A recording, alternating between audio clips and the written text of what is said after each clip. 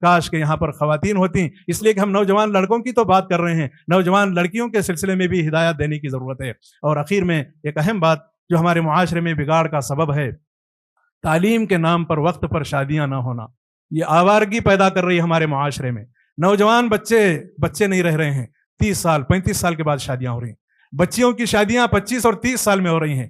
کہیں تعلیم کا بہانہ ہے اور کہیں پر معیار کا بہانہ ہے، حالانکہ ہمارا جو اصل معیار ہے دین اور ایمان ہے، اس کے بعد خوبصورتی ہے اور مال ہے اور حسب و نسب اور خاندان ہے۔ ہمارے معاشرے میں شادیوں میں تاخیر کی وجہ سے بہت بگاڑ ہے۔ اسی لیے اللہ کے رسول صلی اللہ علیہ وسلم نے ایک موقع پر نوجوانوں سے خطاب کر کے فرمایا، یا معشر الشباب من استطاع منکم الباءۃ فلیتزوج فانہ اغض للبصر واحسن للفرج۔ اے نوجوانوں کی جماعت، تم میں سے جس کے پاس شادی کی استطاعت ہے، ذمہ داریوں کو نبھانے کی صلاحیت ہے، اس کو چاہیے کہ وہ شادی کرے۔ اور شادی کرنے کے 2 فائدے اللہ کے رسول صلی اللہ علیہ وسلم نے بیان فرمائے۔ ایک یہ ہے کہ نگاہ نیچی ہو جائے گی، بد نگاہی سے آدمی بچے گا، بری نگاہ اور غلط نگاہ سے بچے گا۔ اور دوسرے یہ ہے کہ اپنی عزت اور آبرو اور شرمگاہ کی حفاظت ہوگی، آدمی زناکاری میں مبتلا نہیں ہوگا۔ اس کے بعد آپ نے یہ بھی فرمایا، وَمَن لَّمْ يَسْتَطِعْ فَعَلَيْهِ بِالصَّوْمِ۔ آدمی جوان ہے، شادی کی ضرورت ہے، لیکن ذمہ داریاں نہیں نبھا سکتا، صحت کی وجہ سے، مال کی وجہ سے ذمہ داری نہیں نبھا سکتا، تو ایسے نوجوان کو چاہیے کہ وہ نفلی روزے رکھے،